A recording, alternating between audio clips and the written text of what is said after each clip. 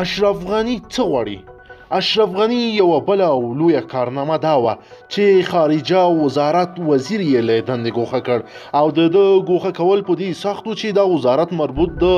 ډاکټر عبدالله و ځکه دا پروسه لږ ځنډمنډه شوه خو ډیر مهم وزارت و نو غني خپل کوشش سره یې دغه وزیر له صحنې ورک کړ او دغه وزارت یې خپل واک کې واخیست او اوس اشرف غني ورته نوی سرپرست وزیر هم معرفي کړ او ډیر ښکلي او معیاري پلانونه لري ورته ملګرو راځئ چې راپور وینو اشرف غني څه غواړي او ولې غواړي درنو لیدونکو او مینوالو السلام علیکم وخت مو پخیر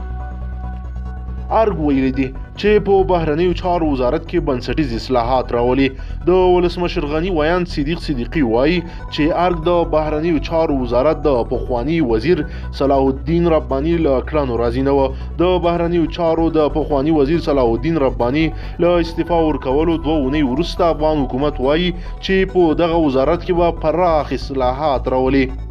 د ولسمشر غني ویان صدیقي پرون په کابل کې له رسنیو سره په یو ناسته کې ویل چې ارګ د صلاح الدین رباني له کړنو راضي نه و هغه وایي چې ډیر دلایل شته خو بیا پرې کله په جزئیاتو خبرې وکړي نوموړی زیاتوي چې د هغه په تحقق کې به مونږ یو څه ناخوالې او ستونزولي لیدلې هغه وایي په دغه وزارت کې مونږ ښه حرکت نه و لیدلی او زمونږ ارزونه دا وه چې باید په دغه وزارت کې حرکت راشي نو د دې لپاره اصلاحي برنامه عملي کوو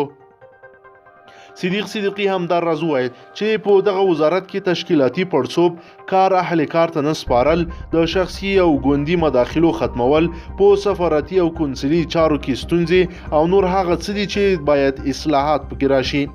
نوموړی وایي چې د اصلاحاتو راوستلو لپاره 2 پړاوونه دي چې یو یې بیړنی او بل یې بیا اوږدمهاله پلان دی هغه وایي چې د بهرنیو چارو وزارت د خپلې کړنلارې سره سم باید په سیمه ییزه او نړیواله کچه له نورو هیوادونو سره د افغانستان د اړیکو د پراختیا او د اقتصادي همکاریو د پیاوړتیا پر مرکز بدل شي د یادولو ده چې د بهرنیو چارو پخوانی وزیر صلاح الدین رباني په خپل استعفا لیک کې بیا لیکلي و چې د ملي یووالي حکومت هغه کار ته نه دی پریښی او داسې ماحول چې په کارو هغه ته نه ورکړل شوی